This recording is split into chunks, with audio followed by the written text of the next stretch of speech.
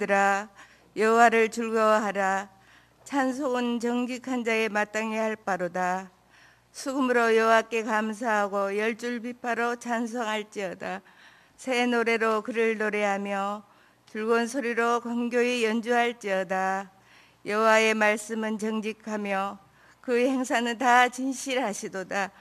저는 정의와 공의를 사랑하시며 세상에 여호와의 인자하심이 충만하도다. 여호와의 말씀으로 하늘이 지음이 되었으며 그 만상이 그 입 기운으로 이루었도다. 저가 바닷물을 모아 무더기같이 쌓으시며 깊은 물을 곳간에 두시도다. 온 땅은 여호와를 두려워하며 세계의 모든 거민은 그를 경외할지어다. 아멘. 하나님의 계획. 만약에 한 가지 덧붙인다면 계획과 목적이 있다라는 겁니다. 그래도 오늘 말씀은 서론을 잘 들으면요, 그것 자체가 결론적인 그런 말씀이라고 얘기할 수 있겠습니다. 서론을 그렇게 정리합니다. 한마디로 얘기하면 인생은 내 마음대로 되어지지 않습니다라는 겁니다. 다시 말씀드리면 하나님의 계획에 의해서 우리는 움직여지고 있다고 생각하면 됩니다.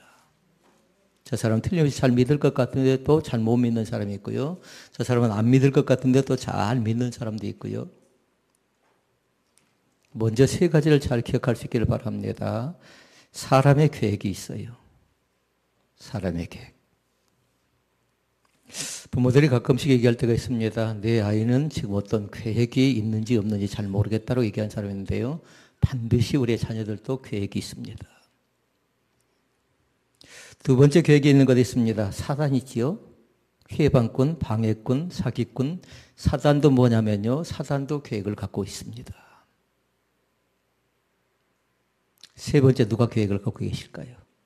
하나님께서 나를 향한 계획을 갖고 계십니다. 그러니까 사람의 계획도 중요합니다. 사단의 계획은 그렇게 중요치 않는데요. 그러나 중요한 건 뭐냐면요. 사단은 집요하게 우리를 괴롭게 한다는 겁니다. 때로는 힘들게 하고, 때로는 망하게 하고, 때로는 속상하게 하고, 비겁하게 만들고, 그건 뭐냐면 다 사단이 이용하는 겁니다. 하나님의 계획은 그렇지 않습니다. 하나님의 계획은 파괴되었던 것을 다시 세우는 역할을 하는 게 뭐냐면요. 하나님의 계획이에요. 그러니까 서론격 잘 들으라고 했어요. 그것이 뭐라고요? 결론이라고요. 인간의 계획이 있고, 그 다음에 사단의 계획이 있고, 하나님의 계획이 있는데, 하나님의 계획 속에는 또 세 가지가 있습니다. 그 누구일지라도 반드시 해결해야 될 것이 한 가지 있죠. 뭘 해결해야 된가요? 죄의 문제를 해결해야 됩니다. 죄의 문제. 그러니까 하나님의 계획 가운데 1번은 뭐냐면요. 죄의 계획이 있어요. 죄의 문제를 어떻게 해결할 것인가. 그걸 먼저 잘 기억하고요. 그러면 사람이 죄의 문제를 해결할 수가 없잖아요. 그럼 필요한 매개체가 있어야 되겠잖아요. 구원자, 예수 그리스도를 향한, 예수님께서 우리를 향한 계획이 있다라는 겁니다. 그러니까 그걸 성경 뭐라고 하냐면요. 나를 사랑하심, 기록된 계시의 말씀인 성경에 기록되어져 있네라고 얘기합니다. 믿습니까? 그러니까 구원에 대한 계획이 있어요. 근데 구원에 대한 계획은 어떻게 나타나냐면요. 한마디로 얘기하면 사랑인데요. 심판으로 나타납니다. 종말의 계획으로 나타납니다. 종말. 내 인생이 어떻게 되어질 것인가. 성경 분명히 그렇게 얘기하죠. 한 번 죽는 것은 정하신이 있지요. 그 위에는 심판이 있대요. 심판이. 이 서론격인 말씀은 이 결론적인 말씀이라고 했지만 나중에 종합적으로 하나님의 계획이라는 메시지로요. 다시 한번 말씀을 나누도록 합니다. 사람의 계획이 있고 사단의 계획도 있고 하나님의 계획도 있는데 하나님의 계획 속에 중요한 거 세 가지가 있다고 했어요. 죄의 문제 어떻게 처리할 것인가, 구원의 문제, 그 다음에 종말, 내 인생의 종말은 어떻게 되어져 갈 것인가. 그 가운데 대표적인 말씀을 같이 나눕니다. 나를 향하신 하나님의 계획이 대체 무엇일까를 같이 나누기를 원합니다. 5가지 말씀인데요. 나를 향하신 하나님의 계획 가운데 중요한 건 뭐냐면요. 하나님께서 나를 예배자의 삶으로 부른다라는 겁니다. 예배자의 삶. 그러니까 예배의 중요성을 알아야 되겠어요. 예배의 심각성을 알아야 되겠어요. 얼마나 예배가 소중하고 얼마나 예배가 중요한 걸 알고 신앙생활을 할 수 있기를 바랍니다. 그러니까 예배 그것을 보면요. 믿음이 있는 거 없는 걸 보면 알 수가 있어요. 예배를 드리는 걸 보면. 저 사람 믿음이 있어 보일 때가 있잖아요. 그런데 보면 예배를 제대로 잘 안 드려요. 그럼 그 사람은 예배를 잘 못 드리니까 믿음이 좋은 사람을 얘기할 수 없겠습니다. 물론 환경에 상황이 여의치 못한 사람들이 있습니다. 가정에서 예배한 사람도 있고 직장에서 예배한 사람도 있습니다. 그런데 1번을 잘 기억하라고요. 5가지 가운데. 예배하는 삶이 되어져야 돼요. 예배하는 삶이. 그 다음에 2번째 삶이 있답니다. 친교하는 삶이 있어야 돼요. 예배를 드렸으면 뭐 하라고요? 서로 같이 나누는 삶이 있어야 된답니다. 그러려면 반드시 또 있어야 될 게 있는데요. 거룩한 삶이 우리 가운데 필요하답니다. 거룩한 삶은 한마디로 얘기하면 뭘까요? 예수님을 점점 더 닮아가는 것이 거룩한 삶이랍니다. 그 다음에 4번째 삶이 있어야 돼요. 그건 뭐냐면 우리 자신들이 마땅히 거룩한 삶을 산 사람들은 예배를 통해서 은혜를 받은 사람은 뭐 해야 될까요? 약한 자가 있습니다. 어려운 자가 있습니다. 우리가 추수감사하면 항상 뭘 생각한다고 했죠? 약한 자를 생각하지요. 그러니까 필요한 건 4번째는 섬기는 삶입니다.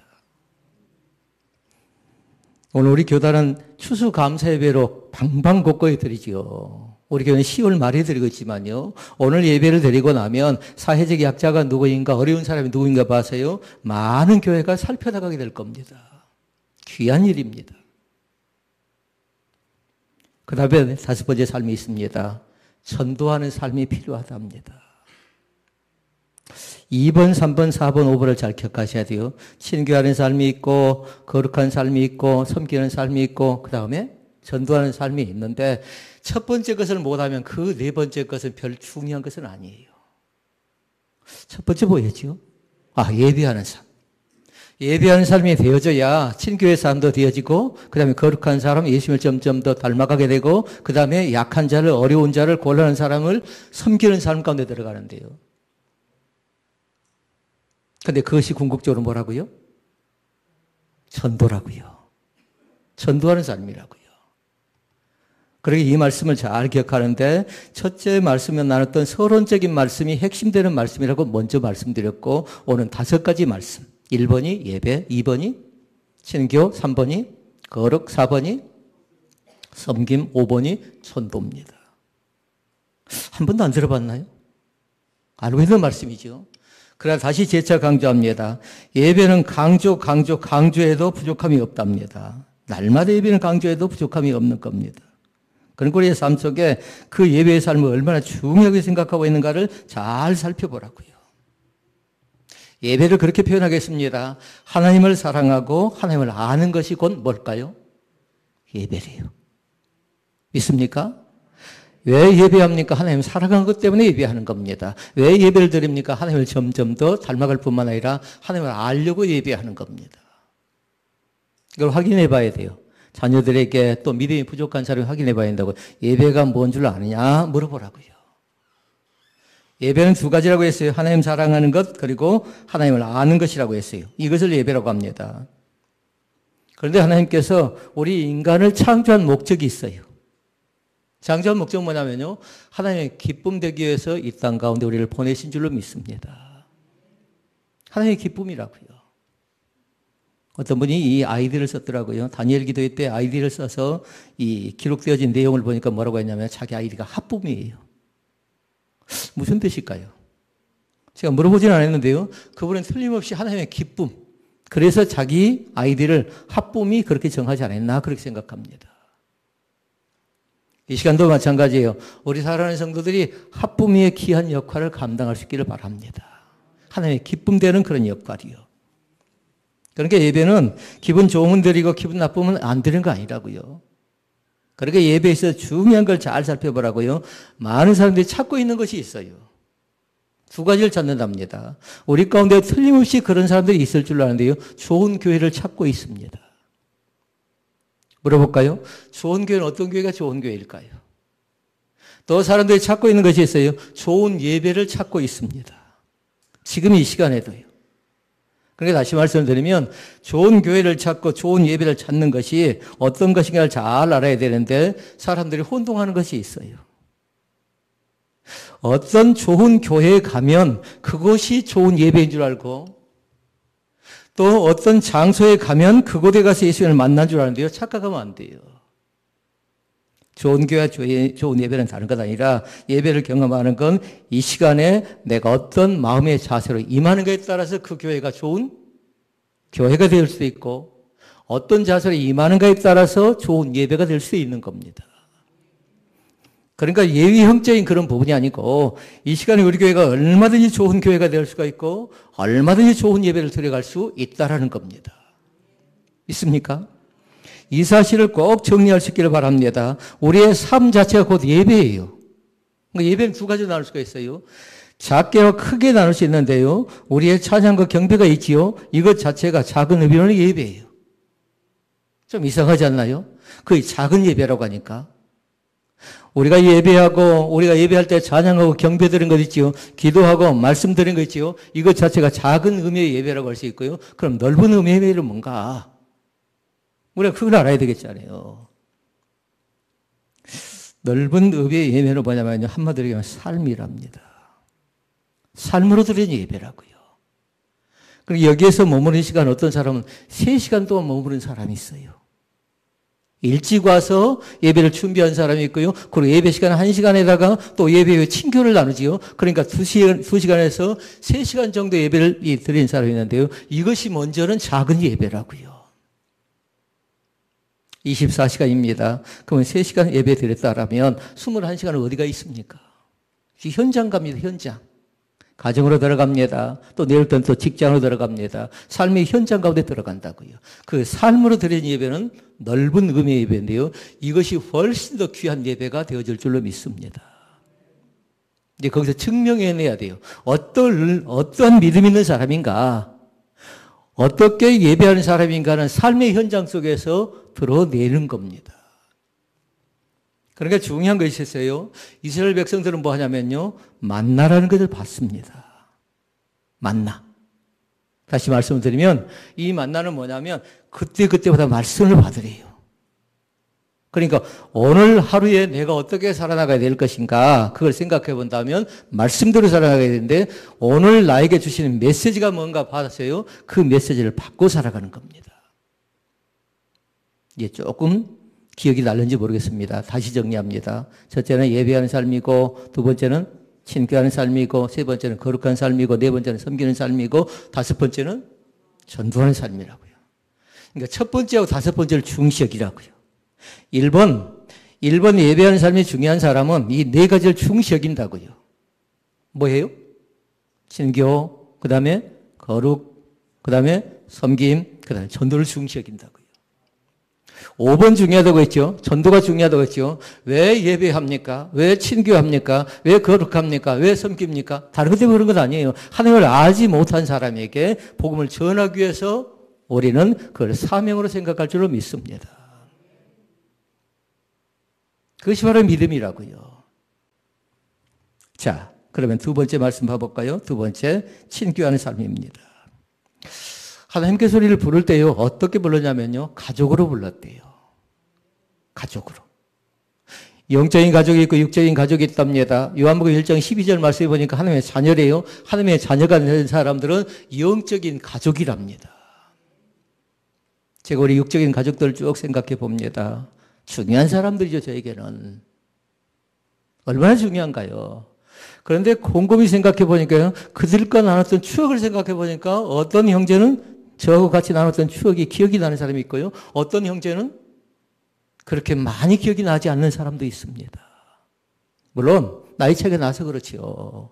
나이 차이가 나서. 육적인 가족도 소중한 것처럼요. 이 시간에 잘 기억할 수 있기를 바랍니다. 영적인 가족도 소홀히 여기지 않기를 원합니다. 육적인 가족은 뭐냐면요. 서로 싸워버리지요. 서로 다퉈버리지요. 쉽게 헤어질 가능성이 다분히 있어요. 그러니까 조심해야 돼요. 육적인 가족들에게. 왜냐하면 자주 만나면 얼마든지 해결이 가능한데요. 어쩌다 한 번씩 만나니까 해결할 가능성이 많이 없습니다. 그럼 오해가 된 채로 살아갑니다. 영적인 가족을 한번 생각해 볼까요? 영적인 가족은 뭐냐면 지금 이 시간에도 같이 뭐 하냐면요. 서로 사랑의 교제를 나누고 있고 서로 사랑을 함께 같이 할 수 있는 기도의 터전 가운데 나간 사람들이 누구냐면요. 영적인 가족들이에요. 그러니까 우리는 뭐냐면요. 피로 맺어진 사이는 아니지만요. 예수 그리스도의 보혈 피로 만난 믿음의 형제 자매들인 것을 믿습니다. 그러니까 그 안에는 어떤 사람은 뭐냐면요. 전혀 교회에 별 도움이 안 될 것처럼 보이지만요. 그렇지 않습니다. 모든 사람은 다 동일합니다. 왜냐면요. 하나님께서 우리 각자를 그렇게 불러주셨어요. 각자를. 서로 친교하라고. 너는 약하기 때문에, 너는 힘이 없기 때문에, 너는 교회에 영향력이 없기 때문에 그 사람 무시하는 사람이 아니라 그 사람도 뭐라고요? 소중한 사람이라고요. 그럼 목사님 저는 뭔가요? 저도 소중한 존재죠. 그러나 제가 소중한 것처럼 여러분 한 사람이 다 어떤다고요? 소중한 사람이라고요. 귀한 사람인 걸 믿습니다. 그러니까 친교의 삶은 우리끼리만 하는 거 아니에요. 전체 사가 공동체가 어떻게 친교를 나눌 수 있을 것인가 그걸 생각해 보는 겁니다. 그러니까 교회에서 제가 제일 점수를 많이 주는 사람은 뭐냐면요. 끼리끼리 파상이 아니라고요. 어떤 사람들끼리 성씨가 같다고 해서 학교가 같다고 해서 고향이 같다고 해서 그 사람들끼리만 모여지는 것 아니라 교회 공동체는 뭐냐면요. 항상 뭘 생각하지요? 동그라미를 그리라고 했어요. 그런 소리는 그 찬양을 했습니다. 우리는 사랑의 띠로 하나가 되었습니다. 예수를 사랑하는 마음 때문에 예수를 믿는 믿음 때문에 예수 안에서 우리는 하나의 거룩한 공동체가 되어진 것을 믿습니다. 사람이 어떻게 다 맞겠나요? 어떤 사람은 좀 느린 사람도 있고, 어떤 사람은 좀 빠른 사람도 있고, 어떤 사람은 좀 말이 많은 사람도 있고, 어떤 사람은 말이 좀 없는 사람도 있고. 이거 알 수 없는 게 사람의 마음이죠. 그런데 하나님의 공동체를 만들어내는 건 뭐냐면요. 믿음이 있기 때문에 가능한 것입니다. 그러니까 믿음은 때로는 희생이고, 믿음은 때로는 헌신이고, 믿음은 때로 수고고, 믿음은 때로는 서로의 것을 양보하는 철저한 낮아짐의 자리가 바로 믿음인 것을 믿습니다. 그래야 거룩한 공동체를 만들어갈 수가 있는 거지요. 세 번째 말씀 봐볼까요? 세 번째 말씀은 뭐냐면 거룩한 삶입니다. 그래서 거룩한 삶은 서두에 제가 말씀을 그렇게 드렸어요. 예수님을 점점 더 닮아가는 것이라고요. 아멘. 예수님을 오늘도 마찬가지예요. 조금씩 닮아가는 것이라고요. 그러니까 교회는 그 사람이 어떤 일을 했느냐가 중요한 것 아니라 어떤 신앙, 어떤 사람이 되었는가 그게 중요합니다. 어떤 결과물을 만들어내는 그런 사람을 중시하는 것 아니라 과정을 중요시킨다고요. 과정. 그러나 세상 사람은 어쩌든가요? 뭔가 했으면 그 결과물을 중시합니다. 1등이 대접받는 사회가 세상이죠. 뭔가 실적과 업적을 만들어내야만 좋은 사회라고 얘기할 수 있는데요. 교회는 그런 것 아니라 교회는 철저하게 최선을 다하는 어떤 사람이 필요하다는 겁니다. 있는 자리에서 오늘도 부탁합니다. 내가 있는 자리에서 예수님을 점점 더 닮아갈 수 있기를 바라고요. 이 땅 가운데 살아가면서 우리가 해야 될 것이 있는데 그거 뭐냐면 천국에 입성하기 위한 천국 준비학교, 입학학교에 우리는 이제 새롭게 들어온 사람들입니다. 아예 천국에 가지는 않았어요. 그러나 구원의 삶 자체, 종말의 삶에 있다고 했죠. 그런데 중요한 건 뭐냐면 반드시 내 죄의 문제를 해결해야 돼요. 이 죄의 문제를. 그러니까 듣기 싫어도 어쩔 수 없어요. 이 죄의 문제를 어떻게 해결할 것인가? 어떤 사람은 선행으로 해결하는 사람이 있습니다. 도덕과 윤리로 해결하려고 하는 사람이 있습니다. 그러나 그건 합당치 않습니다. 반드시 요한복음 3장 16절 율관이 필요합니다. 하나님이 세상을 이처럼 사랑하사 독생자를 주셨으니 이는 저를 믿는 자마다 멸망치 않고 영생을 얻게 하려 하심이니라. 죄의 문제는 그렇답니다. 죄의 문제. 이 죄의 문제 때문에 예수님이 십자가를 지셨고, 근데 그 십자가는 다른 사람을 위한 십자가가 아니라는 거예요. 나를 위한 십자가인데 그것 자체가 성경에 기록되어져 있습니다. 그래서 우리는 성경의 말씀을 믿는데 오신 예수와 오실 예수가 성경에 기록되어져 있어요. 그 사실을 전하는 겁니다. 그러니까 오늘도 마찬가지고 내일도 마찬가지고 누구에게 어떻게 복음을 전할 것인가 생각하는 사람이 믿음에 있는 사람인 것을 믿습니다. 멀리 있는 사람 찾지 마시라고요. 가장 가까이서 만약에 노트에 기록한 사람, 여러분의 노트에 기록되어져 있어야 될 것 같아요. 내가 이 사람을 놓고 기도하는데 내가 3년째 놓고 기도하고 있고 내가 5년째 놓고 기도하고 있는데 언제 저 사람의 마음을 열어서 예수 믿을지 모르겠다는 그 마음이요. 쉽게 마음을 열지 않습니다. 그런데 뭐냐면요. 마음이 열리기 시작하니까 전혀 내가 생각하지 않는 가운데 마음을 열고요. 예수님을 마음속에 받아들인 사람들이 있습니다. 그러니까 내가 계획하지 말라고요. 그러니까 1번이 있었죠. 사람의 계획 중요하다고 했어요. 그러나 내가 계획한다고 되어지는 것 아닙니다. 분명히 얘기합니다. 사람이 마음으로 자기의 길을 계획할지라도 그 걸음을 인도하시는 이는 하나님. 나는 계획한다고요. 나는 자녀가 잘 되어지기를 바라고 나는 사업장이 잘 되어지기를 바라고 모든 일들이 만사형통 되어지기를 바라는데 인생은 결단코 만사형통으로 되어지지 않습니다. 그래서 우리는 뭐라고 한가요? 인생사라고 얘기합니다. 슬픔도 겪습니다. 그런데 슬픔이 어쩐가요? 그것이 끝인가요? 그렇지 않습니다. 반드시 슬픔을 겪은 사람은 뭐냐면 또 올라가게 되죠. 기쁨을 겪게 됩니다. 지금 먼저 기쁨이 있어가지고 뭔가 일이 잘 되어지고 자녀가 잘 되어지고 사업장이 잘 되어진 사람은 뭔가 고점 가운데 있겠잖아요. 그런데 그것이 우리라고 주어진 메시지가 있어요. 만약에 지금 그런 상태라고 하면요. 두 가지를 꼭 하도록 하세요. 교만하지 않기를 원합니다. 난 잘 됐는데 너희 집은 안 됐지. 내 자식은 잘 되어졌는데 너희 가정은 잘 안 되고 있지라고 하면서 우쭐대거나 뻐기거나 그런 건 뭐냐면 교만이라고요. 그래서 성경 분명하게 얘기합니다. 섰다고 생각하는 자는 넘어질까 조심하래요. 한마디로 얘기하면 교만 떨지 말라는 겁니다. 그리고 위에 있을 때, 고점에 있을 때 뭔가 일이 잘 되실 때 뭐냐면 그것이 누구의 은혜인가를 잘 생각해 보라고요. 누가 도와줬는가? 누가 살펴줬는가? 농사가 잘 되어졌습니다. 그럼 누가 줬는가를 잘 보라고요. 누가 비를 줬건 누가 태양을 줬건 누가 그늘을 만들어줬는가 잘 생각해 보라고요. 그러니까 일이 좀 잘 되어진 사람은 뭔 생각해야 돼요? 하나님의 은혜로 내가 여기까지 살아와 있음을 고백하는 그런 귀한 믿음이 우리 가운데 있어야 될 줄로 믿습니다. 일이 좀 안 되고 있나요? 뭔가 속상하고 뭔가 답답하고 뭔가 눈물 나는 그런 사건들 상황들이 계속 전개되고 있나요? 그럴 때 뭘 생각해야 될까요? 그건 뭐냐면 두 가지를 꼭 생각해야 돼요. 하나님의 뜻이 대체 뭔가. 믿음 없는 사람들은 생각합니다. 뭐 하냐면 타령합니다. 타령. 다시 말씀드리면 잘 되면 내 탓이지만 잘못되면 조상 탓을 하는 조상 타령을 한답니다. 그럼 믿는 사람은 그렇게 하도록 하십시다. 잘 되면 하나님의 은혜이고요. 잘못되면 내가 뭔가 실수하거나 내가 뭔가 범죄했거나 하나님이 혹시 우리 가정에 주어질 메시지가 뭔가 그 메시지를 발견할 수 있기를 바랍니다. 그러니까 안 된다. 그러면 뭘 생각한다고요? 하나님의 뜻이 대체 뭔가? 하나님의 인도하심이 대체 뭔가? 하나님의 작정이 대체 뭔가? 하나님의 계획이 대체 뭔가? 이것을 첫 번째로 생각하시라고요. 그런데 반드시 뭐 하냐면요. 뭐가 있을까요? 하나님의 뜻이 있습니다. 반드시. 너무 슬퍼하지도 말고 너무 낙담하지도 말고 너무 좌절하지 않기를 원합니다. 안 될 때가 있는가 하면 사이클 자체가 될 때가 있고 될 때가 있으면 또 안 될 것 같기도 하고요. 그러니까 틀림없이 잘 될 것 같아요. 그런데 안 됩니다. 틀림없이 안 될 것 같아요. 그런데 됩니다. 왜 그럴까요? 하나님의 섭리와 하나님의 인도하심 때문에 그런 겁니다.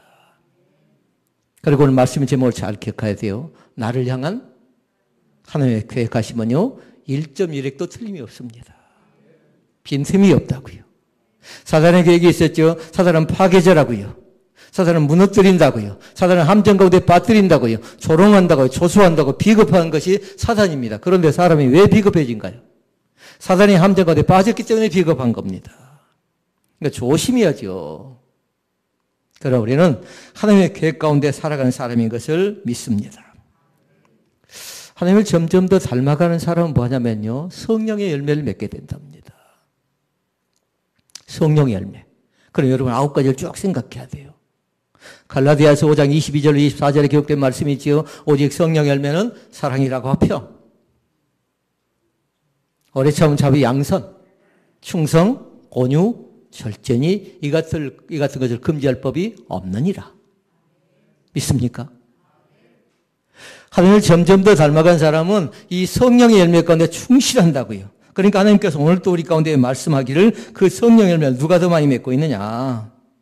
맺어가려고 나름대로 노력한 사람들이지요. 그 삶이 귀한 삶인 것을 믿습니다.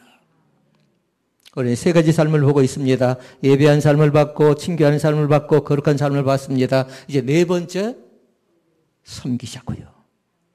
섬기면 귀합니다. 그래서 지난 항존직 우리가 임직자를 세우면서요, 두 가지로 딱 나눴어요. 그랬더니 좀 불평은 있었습니다. 왜 섬김팀으로 왜 나눔팀으로 나누자라는 겁니다. 반드시 그렇게 가야 됩니다. 왜 그런 줄 아십니까? 섬김은 섬김대로 중요하고 나눔은 나눔대로 중요해요. 섬김은 약했고 나눔은 약했어요.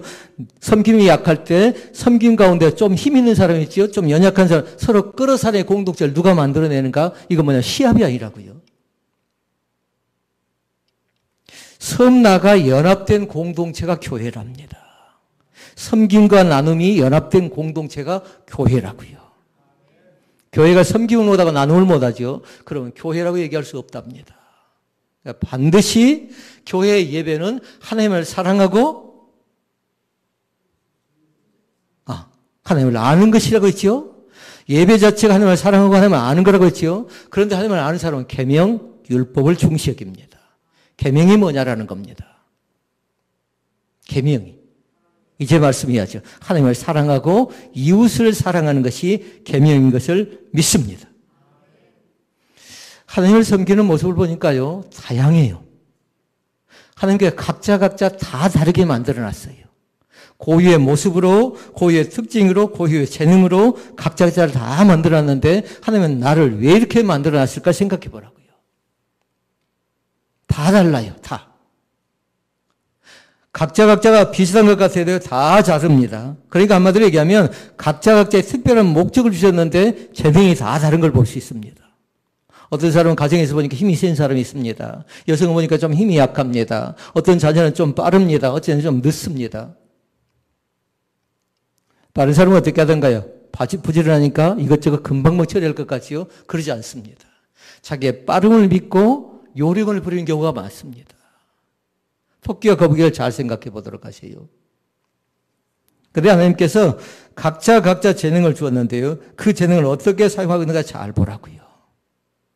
음악을 잘합니다. 피아노를 잘 칩니다. 어떤 사람은 운동을 잘합니다. 어떤 사람은 섬기는 걸 잘합니다. 손에 대한 솜씨가 좋습니다. 음식을 기가 막히게 만들어냅니다.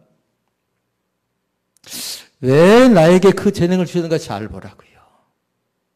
왜 나에게요? 그러니까 교회엔 두 종류의 사람이 있어요. 하나는 뭐냐면요, 이현준 집사님처럼 피스메이커. 뭔가 희망을 만들어내는 사람이 있고요. 또 사탄의 시험 가운데 빠지면 어쩝니까 또? 무슨 메이커가 있죠? 트러블 메이커랍니다. 늘 시비합니다, 교회에서.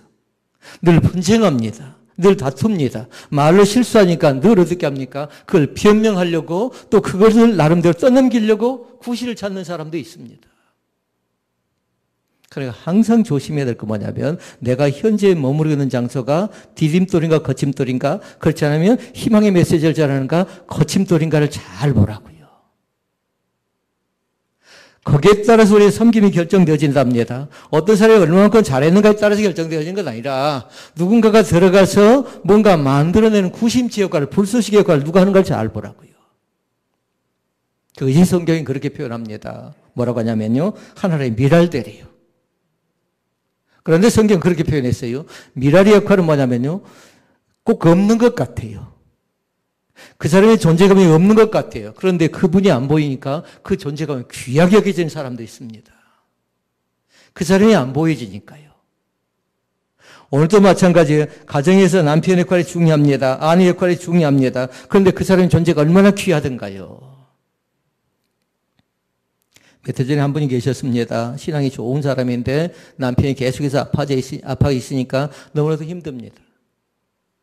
그러니까 늘 하는 얘기가 뭐냐면요, 가끔씩 사람들에게 오면 그런 얘기 했어요. 하나님이 대체 왜 저분을 안 데려간지 모르겠다라고.